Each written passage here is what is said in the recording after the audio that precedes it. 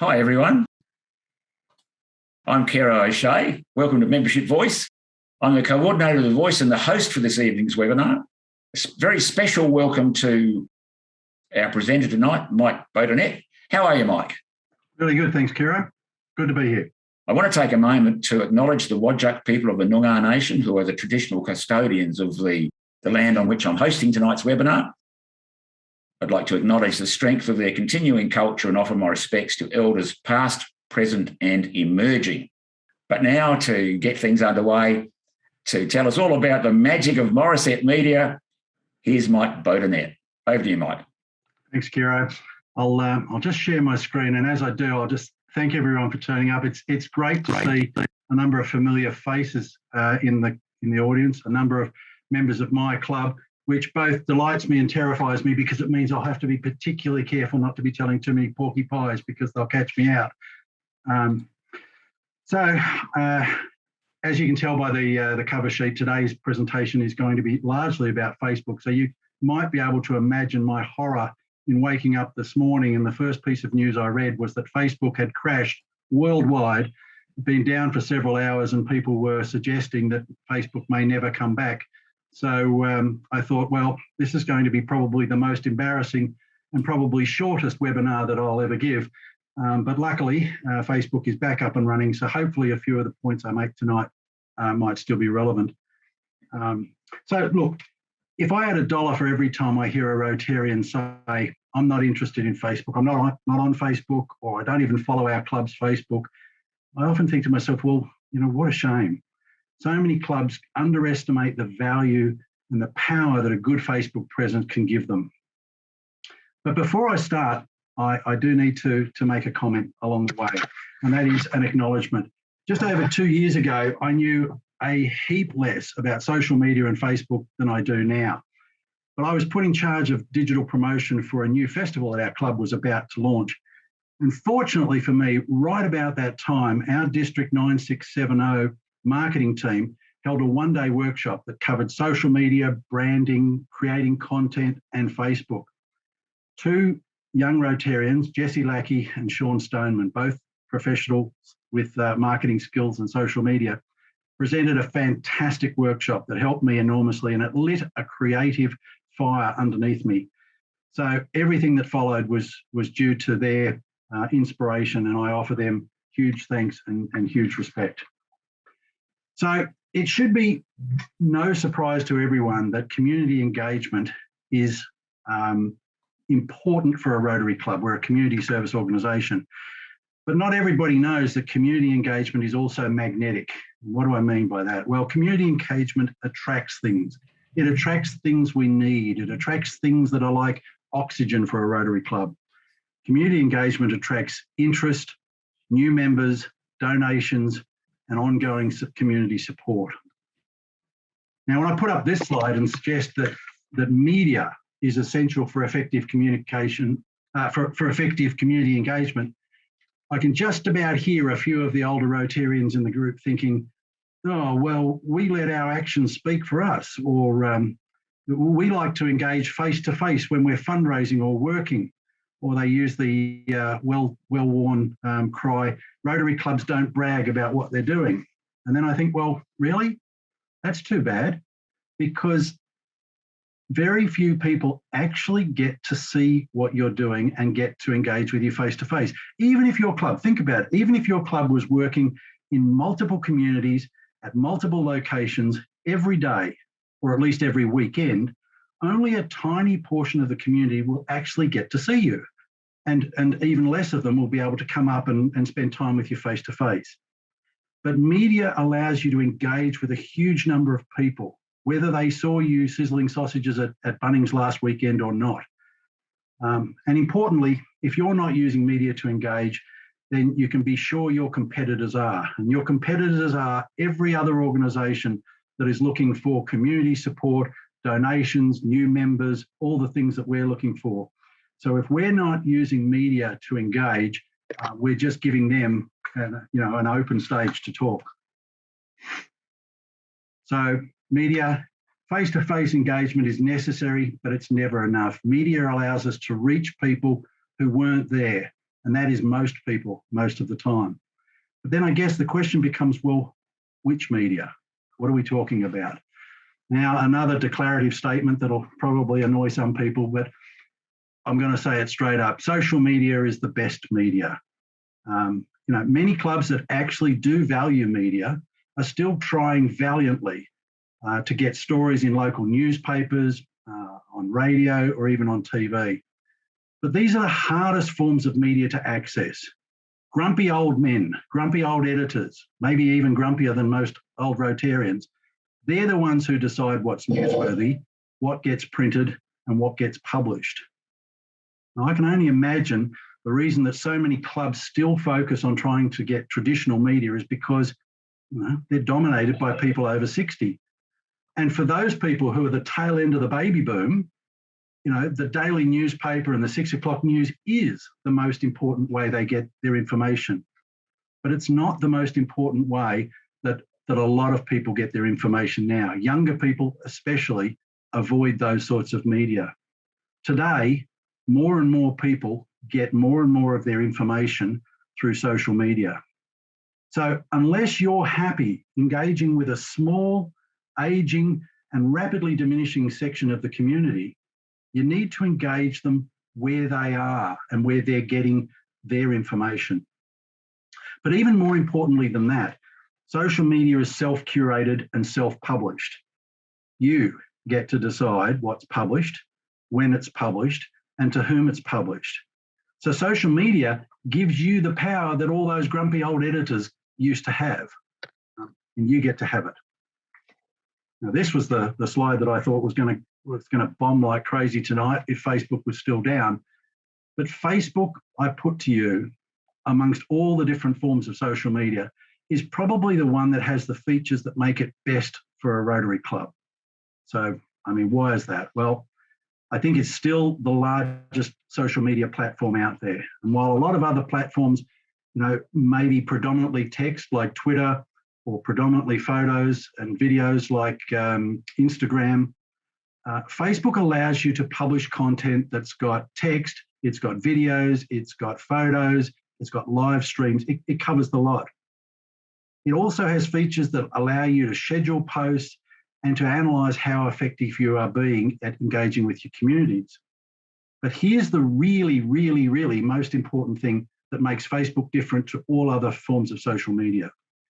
Facebook has groups. Now, these are groups of people that come together and they could be community groups, they could be special interest groups. But what's important is that your page, your Facebook page, your club can join these groups. And then you can share information with these groups. You can publish to these groups. So by being able to publish to groups, Facebook allows you to speak to an audience that's not yet following your page. Now, Instagram doesn't do that unless there's something that, a bit of magic that I haven't yet learned. Instagram can't do that. LinkedIn can't do that. TikTok can't do that. None of them can do it, but Facebook can. Now, in our case, for example, Morisset Rotary, we publish to 19 Facebook community groups that cover the communities around the west side of Lake Macquarie. And they're all the communities that we ultimately serve or potentially draw members from or seek donations from or seek support from. And we can publish to them because we can join their Facebook groups. So assuming for a minute that you have a Facebook page, but perhaps it's sedentary, maybe it's low energy, low engagement page, then what are some important steps to get your page sort of turbocharged to get it really engaging for you? The first one, a little bit provocative, and I don't mean to be insulting, but delegate the management of your Facebook page to someone with passion. Too often, the club's Facebook page is run by someone who's treating it like their own home Facebook page, maybe putting a post a month up, maybe putting a couple of photos up, random photos of their friends or club members. If you really, really want to unleash the power of your Facebook page, you need to get somebody curating your page who believes passionately that it can be a powerful tool to engage with your communities. I think you need to find and join every community Facebook group in your area that your club covers. Stalk other Rotary Club pages, competitors' pages. Even go and have a look at the Lions Club, local Lions Club. Find out what other groups that are competing in the community for your potential audience. Find out what they're doing. What are the sports clubs doing? What are the church groups doing? They're all on Facebook, and see what works, see what people like, and try and follow that. You can also join, there are some really fantastic Rotary groups in Facebook. One is Rotary Club Members Public Image, Graphics and Ideas Hub. This is a group that's all about using Facebook. It's about public image and graphics, and it's a really supportive group. You can get fantastic ideas there, and you can get a lot of really good feedback and support there. There's another one called Get the Word Out Now. Join them by all means. There's a little program called Canva. Canva's free. It's online, and you can use it to create original content, to create graphic communications. It's dead easy. If I can do it and create, nice looking images, just about anyone can do it. Set yourself a target for how frequently you want to publish. Publish frequently. And most importantly, if you're going to be creating stuff, if you're going to be talking to the community through your Facebook page, for goodness sake, please use current and compliant Rotary branding. Right? It doesn't matter if you like the old logo better than the new one. If you're using the old logo, you're communicating to the outer world that your club is stuck in its ways, conservative, and won't change. And that's not the starting message when you want to engage with the community. It's been 8 years. We need to move on. So once you've got the basics there, it's all about building your audience, because what you're trying to do is engage with your community, but you're also trying to extend your club's reach and your club's influence. And there are some relatively easy things to do to build your audience.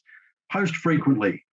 Unlike a web page where you put something on there and it pretty much stays there for a while, before something else, Facebook social media is dynamic. The feed is changing all the time. So if you're not posting stuff frequently, you are dropping out of people's, front of mind. Try and build it up. If you can get to one post a day, fantastic. But be top of mind in your communities. Watch closely what people engage with. You often hear people talking about chasing likes and chasing comments. Well, yeah, but for good reason. When somebody takes the time, they've read your post amongst all the other stuff that they're seeing on Facebook, if they read your post and take the few seconds to click like, they're actually saying, hey, there's something about that was cool, that I liked, or that I engaged with, or that resonated with me. And even better, if they leave a comment, that's absolute gold. They've gone out of their way to engage with you. So look at what you're creating and find the things that people like and comment on. And I'm not talking about making up stuff. I'm talking about, do people react better when you put a little video? Do people react better when you use photographs? What is it that your audience seems to engage with better? And then once somebody's actually liked your page, there's a feature in Facebook that allows you to click on their name and a little box comes up that says invite. So if someone's taken the time to like something on your page, you can actually click a button and Facebook will send them a message and says, Morisset Rotary Club has invited you to follow their page. And you'll be surprised if you do that regularly, just how many people actually take up that invite and become followers. And then once they're followers, they're not just seeing the stuff that you're publishing out through community groups, they're seeing everything that you create once they're following you.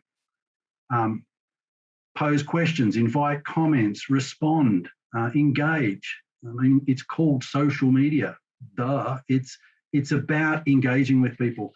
And if somebody's taken a few seconds to write a comment or to comment on your project or something that you've written about, they love it when you actually acknowledge that comment and say thank you or respond to a question. That's that builds connection when you're doing that.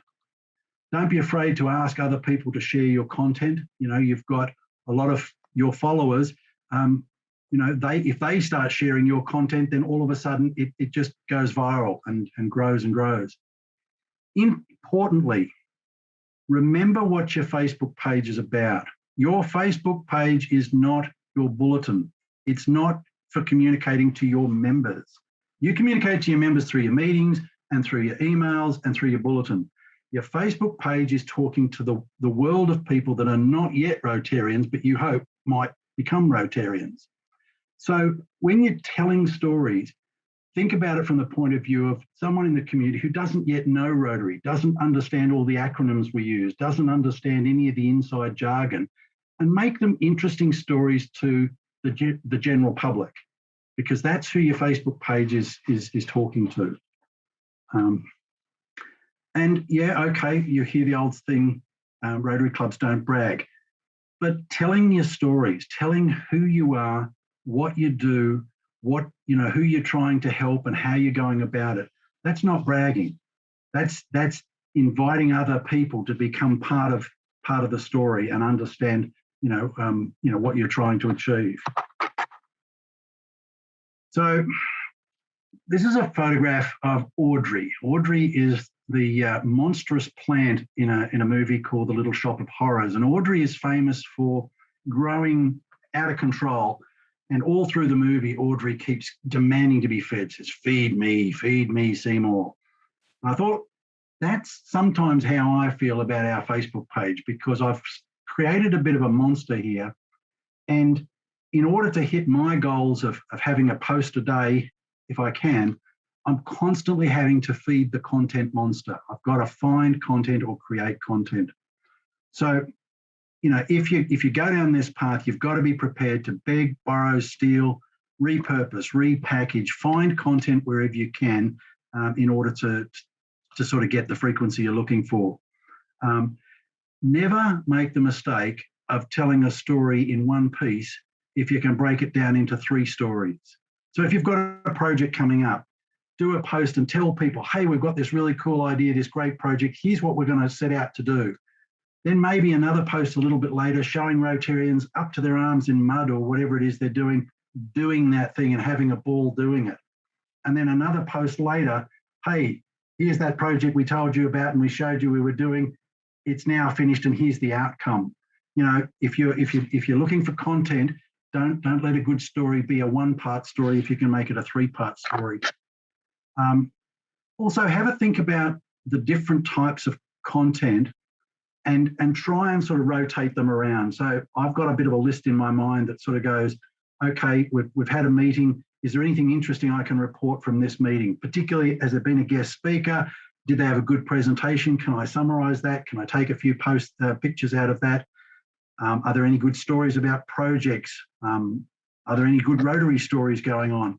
Any events, fundraisers, and all those sorts of things. But here's the problem. If you're trying to get, a post every day or every second day, then even if you're a tremendously active Rotary club, even if you're not locked down in a pandemic like we are now, you're not necessarily going to be able to have enough naturally occurring content to be able to keep up that pace. So I would encourage you to look to create content, and this is what I sort of call graphics, because you can create graphics and have really a dilly bag, a little store of these graphics that you can use, and you can slot them in between other posts to be able to keep your feed going. And here are some examples of the sort of stuff I do. So one is international days. If I get really stuck for a post, just about any day is an international day or a world day of something. So, here's one here, March 14th, it's Pi Day for the geeks and the mathematicians, but it's Science Education Day. So do a little post about the fact that it's Science Education Day and link that post to something about Rotary. So in this case, the story was about, the way we support a local science fair. There's Ida Hobbit Day. This is the International Day Against Homophobia, Biphobia, Interphobia and Transphobia. Rotary clubs are trying to get the message out there that we want to be more diverse and more accepting, then let's do a post about Ida Hobbit Day and use that to say to the community, Rotary is becoming, more diverse. Yeah, okay, I admit I'm a Star Wars fan, so I even did one for May the 4th, which is International Star Wars Day. And my only link to that was to be able to say, well, you might not be able to be a Jedi Knight, but you can be the next best thing, a Rotarian, and go out and save the universe. Another series that I created was Famous Rotarians. And it should be no surprise with an organisation like Rotary that we have in our alumni some really famous people, some world leaders, some great scientists and great philanthropists. So this is really just a little post that I can use from time to time. I drop these in to show, the community and to show our members that these are some of the people that are Rotarians. And then what's going on in the zeitgeist? So right now we're in the middle of a COVID pandemic. So, following on from the request by the Rotary president that Rotary clubs should use their trusted position in the community to help counter some of the misinformation, I created a series of slides, not with Rotary professing to be the expert in public health. We're not. But what we're doing is we're lending our voice to supporting public health initiatives like wearing masks and social distancing, all that sort of stuff. Then there was the Rotary myths.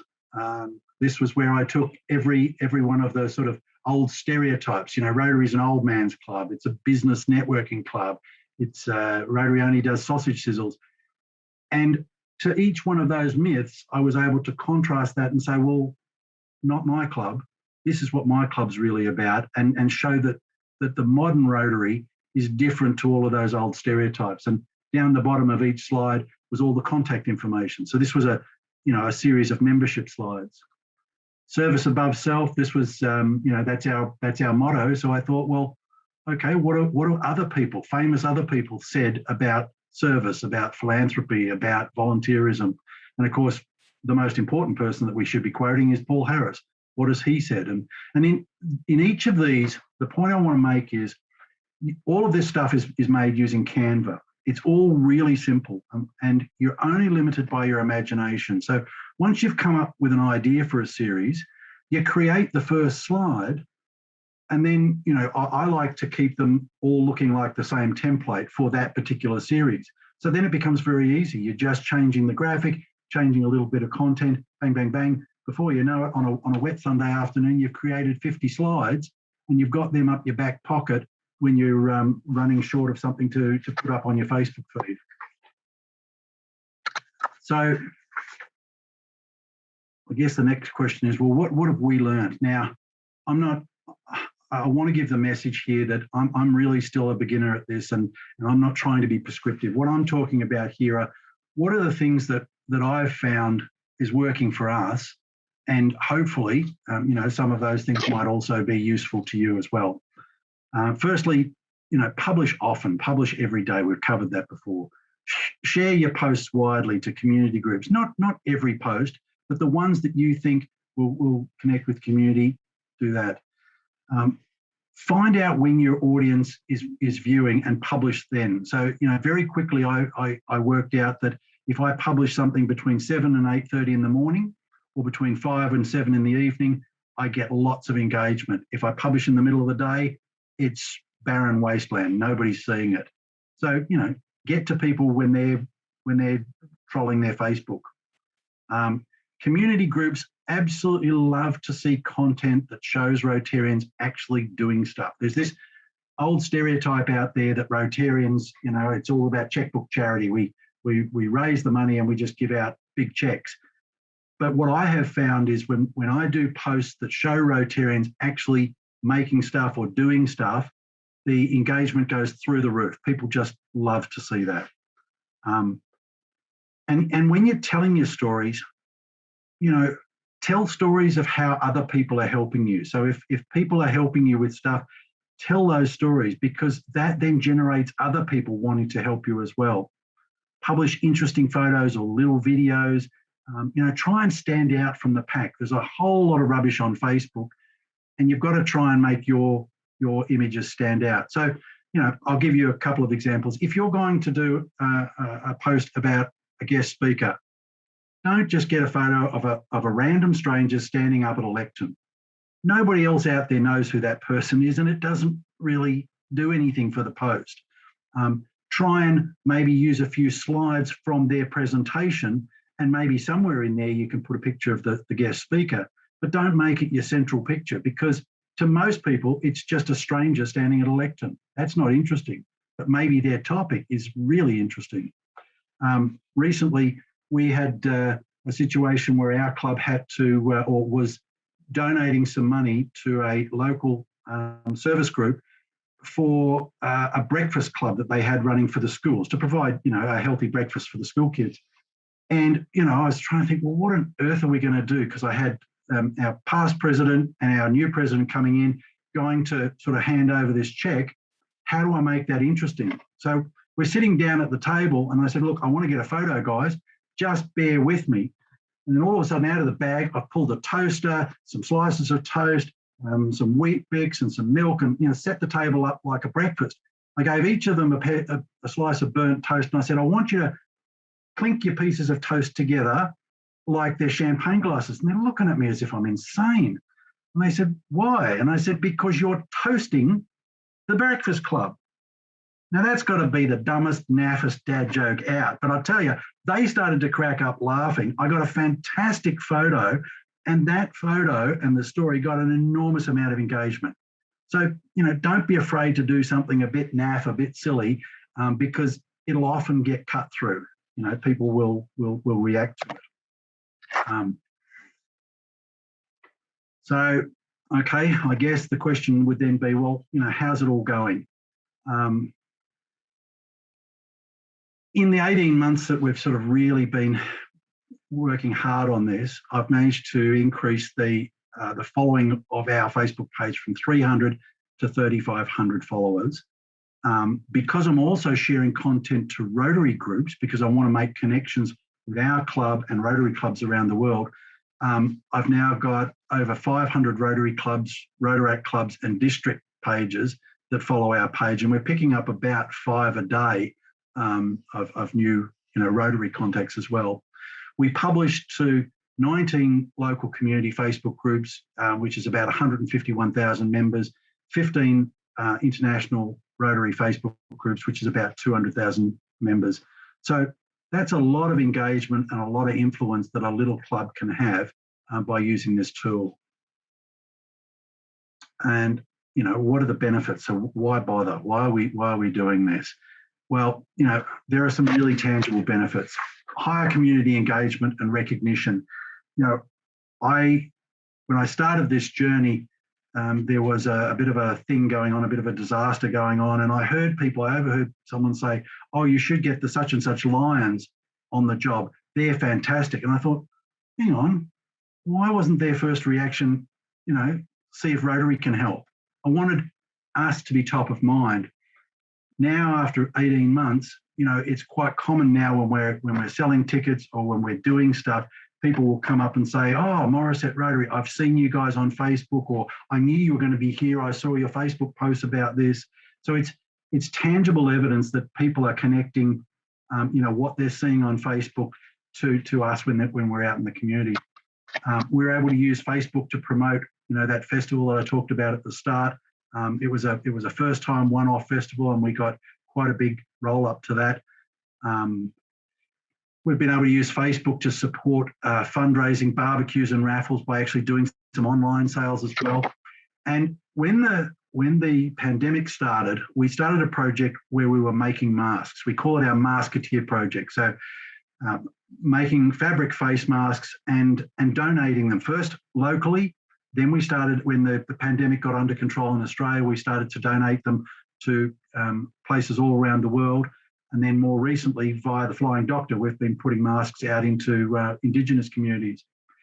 Those posts that show us actually doing something in the middle of this pandemic, where there's a lot of anxiety about the pandemic, they have gone through the stratosphere in terms of community engagement. But then some wonderful things started to happen. A local businesswoman who had a business that was making children's hats came forward and said, I've got thousands of masks that I had made.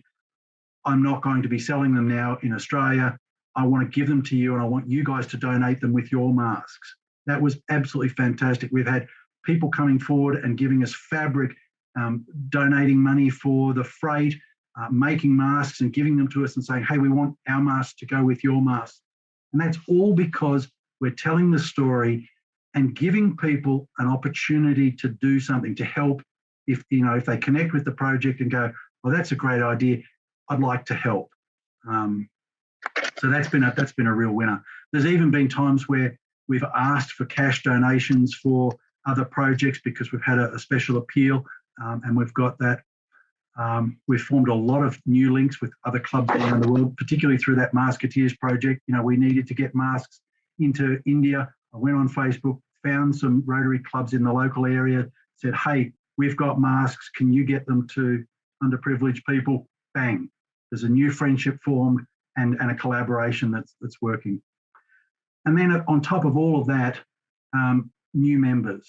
So in the last 18 months, it's fair to say that just about every new member we've got has either come through Facebook or when they contacted us and said, hey, I'd like to, maybe join the club, have referenced Facebook and said, I've been watching what you guys have been doing on Facebook, or I've seen some of the stuff that you guys are doing. You guys look like you're a fun club or an active club or an interesting club. I'd like to come and find out more. So there's some of the tangible benefits. And I guess I did promise when I put out a little bit of promotion about this that anyone who comes along, I can provide some material help. And that's because Morisset Rotary, all of that stuff that you saw, some of those examples and hundreds of other graphics, everything that I've created, I've put into our website. So there's a Google Drive, there's a link to it on our website. You can go into that and you can steal every single one or any one that you like. Some of the early ones have got our logo on them. By all means, steal them. If you get a bit clever in Canva, you'll quickly work out how to put your logo where ours is. All the new stuff I'm creating, I just put a generic Rotary logo on it so that you can use it. So it's all free. The only thing we ask is if you do use it, please tag us in your post so that we can see where it's going. And if you're using lots and lots and lots of it and you really love it and it's really helping you a lot, feel free to fiddle around with our donate button on the way out, because we've got one of them on our website too.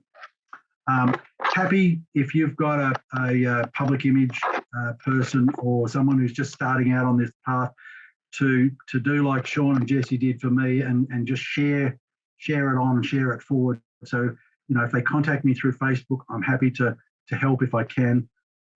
I stopped short of actually making specific, content on request. I've had people sort of contact me and say, can you do me a poster for this or a poster for that? And it's like, yeah, you know what? If I can learn how to do it quickly on Canva, I'll get you started and then you can do that.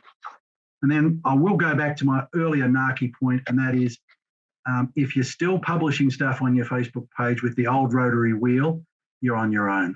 Right? I'm all about let's get the brand right, let's get the message right. And so that's us, the Rotary Club of Morisset. Find us and follow us on Facebook if you can. And now, questions if you have any. Fantastic. Thanks, Mike. One of the key questions here, one of the key questions in terms of governance and protection is one that District Governor-elect David McPherson's put forward early in the presentation. So over to you, please, David. Yeah, thanks, Kara, and thanks, Mike. Great presentation, and I don't want to appear to be pouring cold water or anything on this, because I think using social media is a great tool for promoting Rotary and your club. But recently, it's something that came through from the DG's, the zone DG's meeting, in that there was a recent High Court decision to say that a Rotary club could be deemed the publisher of the page that of a particular club or district. And if there are offensive comments or an offensive post, then that publisher can be considered to be could be sued. So, what are your comments on that particular decision? If you do have any information about it, Mike. Yeah, I'm really aware of that because I'm also an admin on one of the community Facebook pages in our area, and much more so than on a Rotary page, we get negative comments, we get trolls, and some really foul stuff. My first reaction would be you tend not to get very much of that sort of stuff on Rotary pages unless you put something up there about vaccination, and then they'll come for you like bees to honey. But you're right, and David, look, what you have to do, you keep on top of it very quickly. So if you see, you keep an eye on your posts, you get notifications that come up that say, this person's commented, that person's commented. As I said before, you want to read those comments because you want to congratulate or thank people or engage with people for commenting on your page. And if you see something that's foul there, something that's bad, just be merciless. Delete it straight away and block that person so they can't even find you again. And that's the same with community pages. Our one here at the little community I'm in, somebody says something that you wouldn't say in front of your grandmother or in front of your kids, they're gone. They can never find you again. So it is a risk, but my experience so far has been that, with Rotary content, it tends not to attract too much of that. Thank you very much. Thanks, Mike. Thanks, David. Julie Burgess, a question about, I think, a Facebook page for a project. Over to you to ask a question, please. Thank you. We're we're flat out planning for an inaugural garden expo in our area, first one in the immediate environments for a long time. And the question I've got is, should we set up a separate Facebook page for that, or start to build on the very basics that we currently have as a Facebook page? Look, that's a really interesting question, Julie, and it's a question that we faced when we were doing that festival that I talked about. We actually went with the idea of a separate page because we wanted to put a lot of content there that was very specific to that festival and not be sort of flooding our normal feed with that. So what we did is we used in our normal Facebook page for the club, we would put event notifications, or we would put little posts that say, hey, to find out more, go to this, and link them across to this special event page. So you're kind of getting the best of both worlds, a little bit of it on your feed, but all the detail on the event feed. Does that help? That does indeed help. We've got a lot of work to do on our basic page. I should say I've got a lot of work to do on our basic page. And so, yes, I'll think on that. Thank you. Thank you for your time. You're welcome. Thanks, Julie, and thanks, Mike. Mike, Facebook advertising. It's something that I know a lot of clubs have gone for. What's your view on Facebook advertising?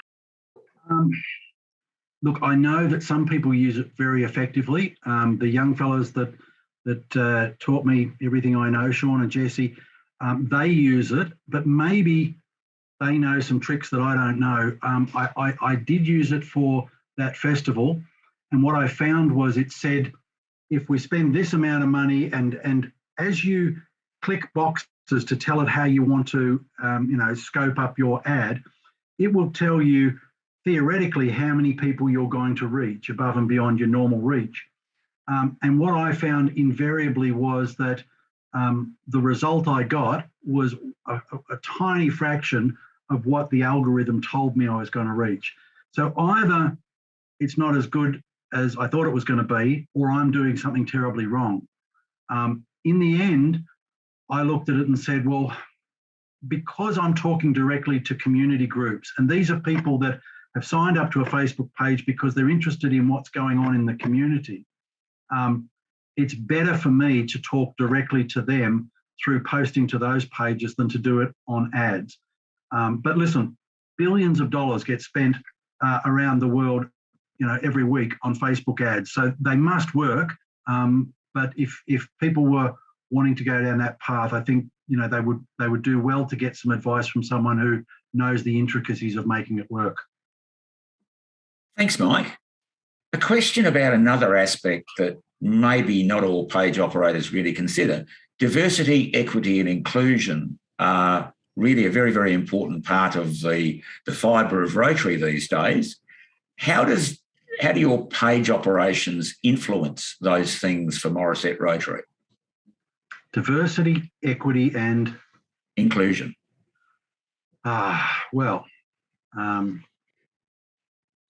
I guess, we're what we call, and not in a religious way, a New Testament club.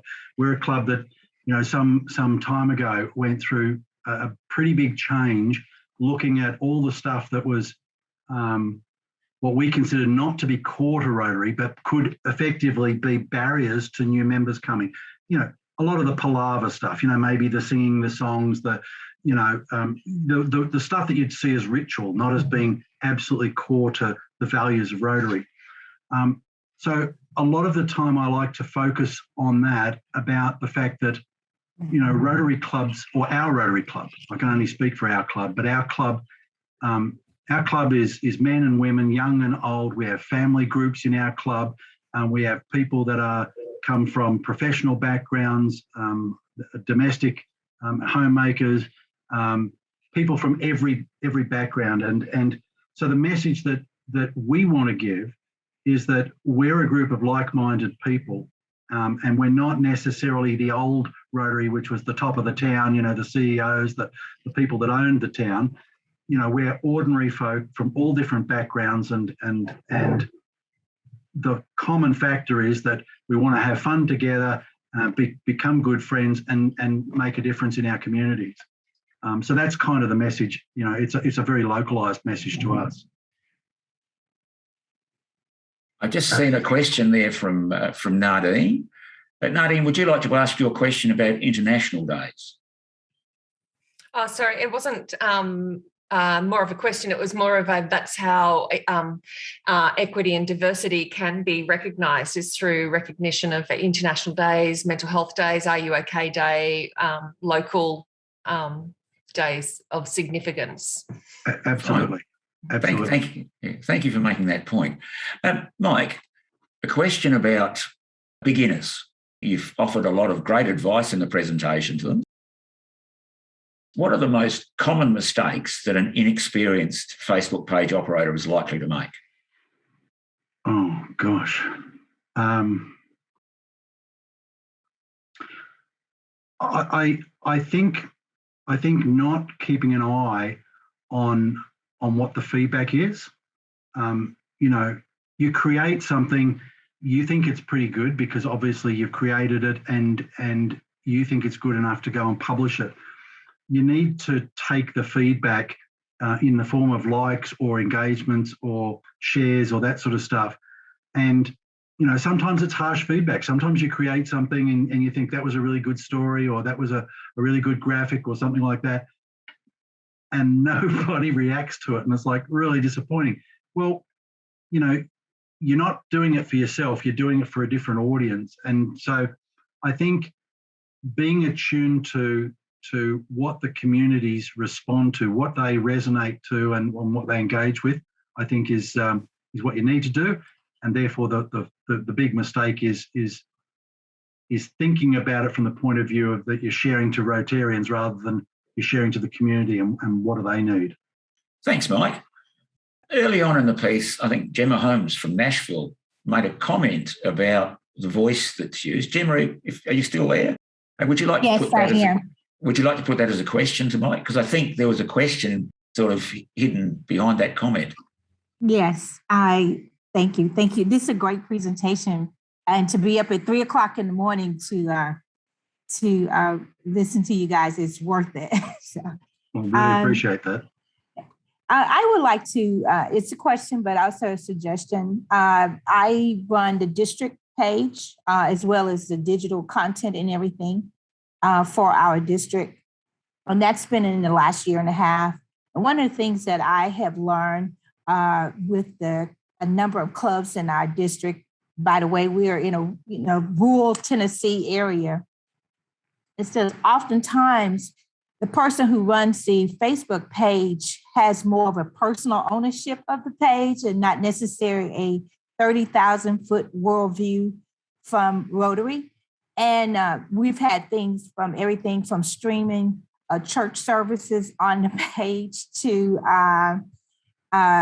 only promoting on our district page, only promoting one club content because that person was in the club. And so just bringing uniformity. So one of the challenges is you have to walk a thin line because oftentimes volunteering to do social media is not what everyone signed up to do when they rather work on the pancake breakfast.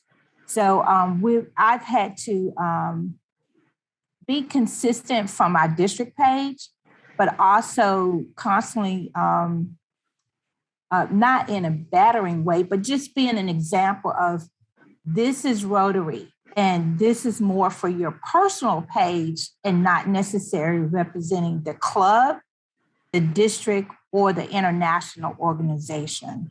I don't know how you guys handle that, but I would just put that out there. It's the voice of the person who's behind the Facebook page need to have a neutral voice. And I run Facebook pages for big brands and big in schools like the Ohio State University. So we have to have a neutral. That's normal for me to practice, but that may not be for someone else. And Gemma, look, you raised some really interesting points there. I think one thing is consistency of voice. Sometimes you see pages that are shared with multiple admins. And sometimes it can get really clunky because, there isn't sort of a consistency of tone, of voice, of content. So that's one issue. You may be able to make it work that way, but that takes a lot of effort. I think also, I do see sometimes there's a debate where people say, you've got to stick with absolutely only. Now, I'm not talking about branding here. Logos, absolutely, stick to it, do it right. But then I get people saying that, you created a post and it's using a color palette that's not your traditional Rotary color palette. Well, good. Mine's not a traditional Rotary club. I want to break down some of those stereotypes and I want people to look at it and go, oh, that's Rotary. We had a couple of years ago, we had a presence at Newcastle Pride, and the amount of feedback we got because people went, oh my God, a Rotary club at a gay festival. Who would have thought Rotary's supposed to be all conservative and constrained and all that sort of stuff? But it said to people, Rotary's changing. Rotary is modernizing and becoming more inclusive and more diverse and trying to represent, the people in their communities. So I think you need to find a voice that works for your club. I'm really, really, really lucky in that my club gives me very wide latitude with what I do on the page. I have no doubt whatsoever.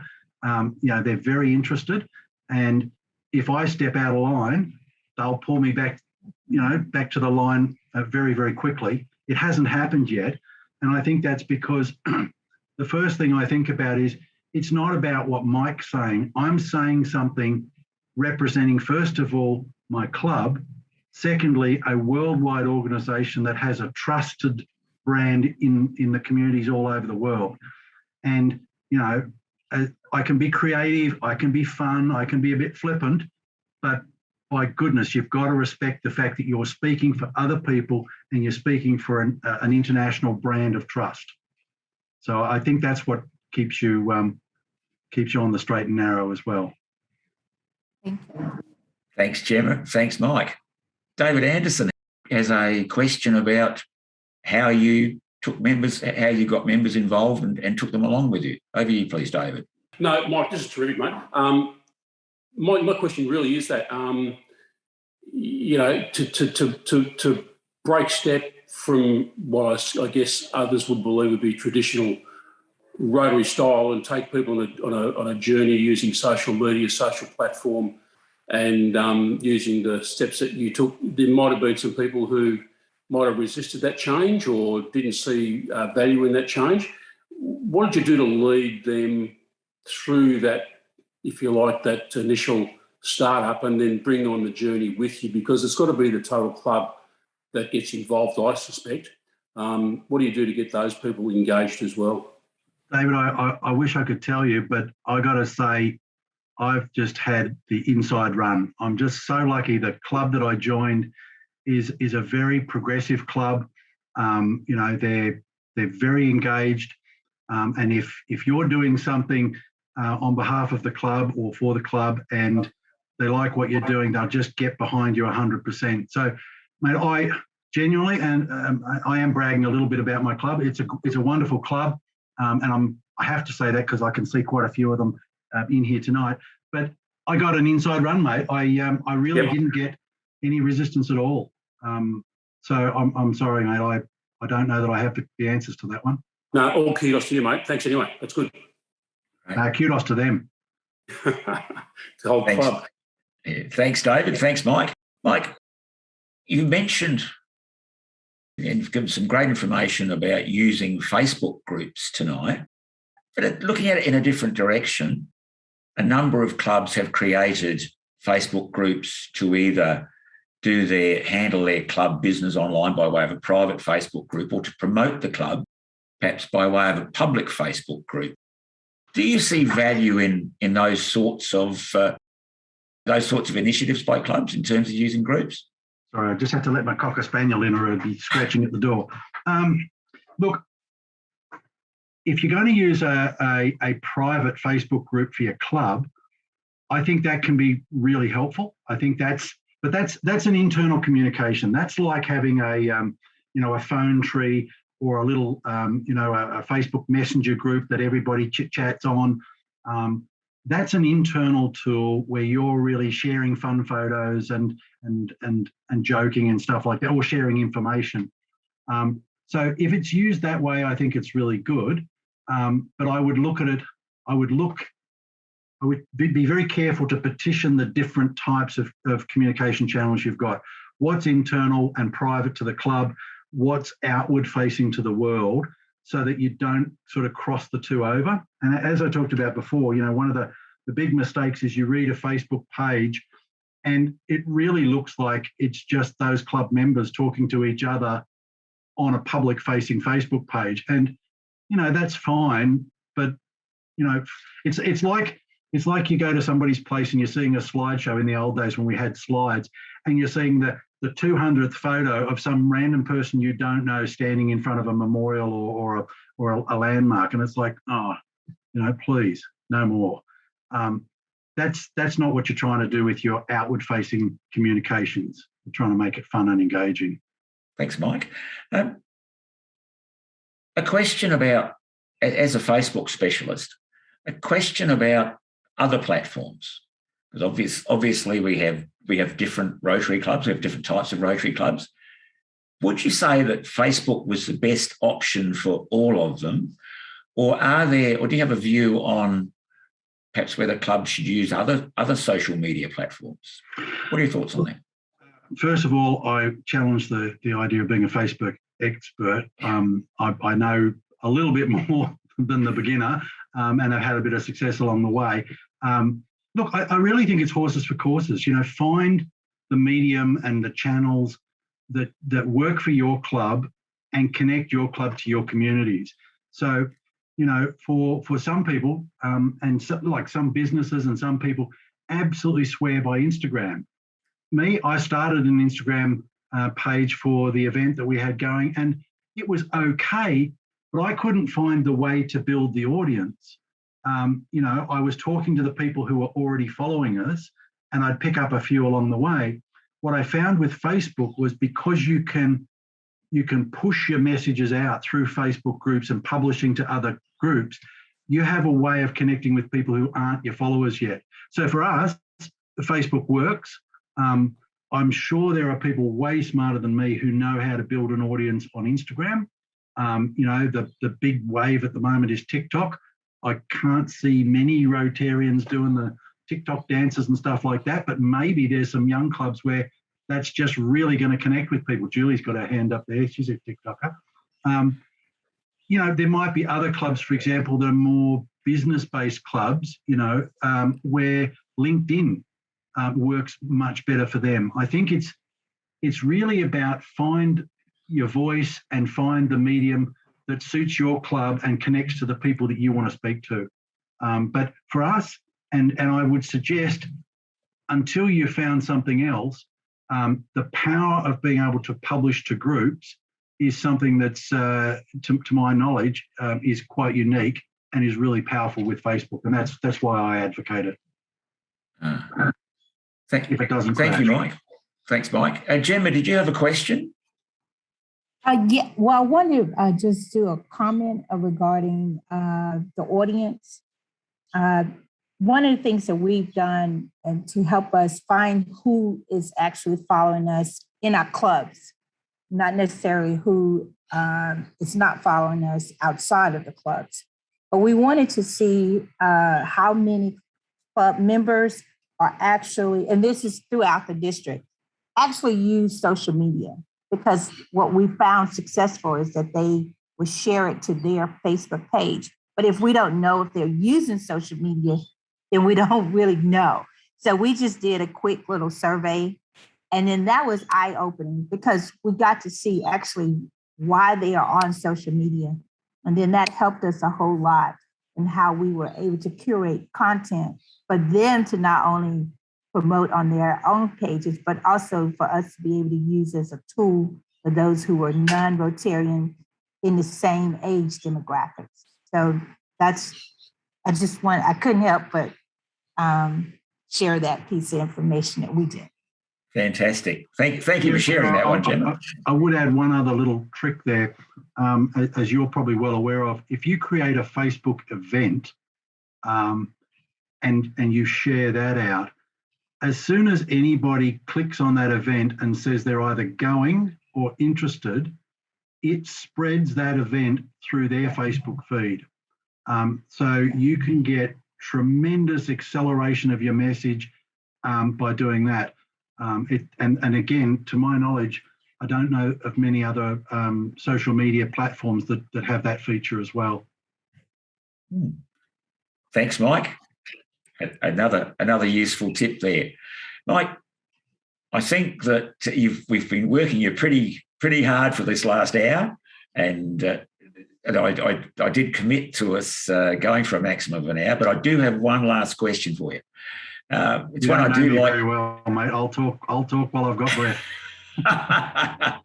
Okay. Well, let's use some of that breath. Tell us, Mike Baudinette, why are you a Rotarian? Why am I a Rotarian? Well, there's a fellow that I can see in the top right-hand screen on my screen, Mick Pays. He's largely to do with it. Mick was president of the Morisset Rotary Club at one stage, and he was also a colleague of mine through work, and he was pestering me quite a bit to come and join. I did have an association with Rotary many, many years ago. I was a Rotaractor. I met my wife in Rotaract. We were both Rotaractors and we got married in Rotaract. I was also very honoured to have been both a Rylarian and also done a GSE. So in my early days, I knew a lot about Rotary through Rotaract and GSE and stuff like that. I was in the mining industry, moved around, had young kids. It was never an opportunity. But when we got here and things started to settle down and I was working locally, my good friend Mick was telling me that he wanted me to join. And there were a couple of friends of mine were in two different Rotary clubs. Both were sort of suggesting to come and have a look. And I was really attracted to the fact that our club is a very progressive club, a very active club, and a really friendly club. And I haven't regretted it for 1 minute joining this club. It's great. What a recommendation. That's absolutely fantastic. Okay, let's have a round of applause for Mike. Well done, mate. Thanks, Joel. It's been an absolute pleasure. Well done, mate. Thank you for joining us for Mike's excellent presentation tonight. On that note, good night, everyone. Thank you for being with us. And thank you for getting up at 3 o'clock in the morning, Gemma. Yeah, Thank thanks. you. Thanks, USA. Go. Yay. Hey, guys. Thanks so much. You're welcome. Thank you, Julie. Thanks, Sean. Good work.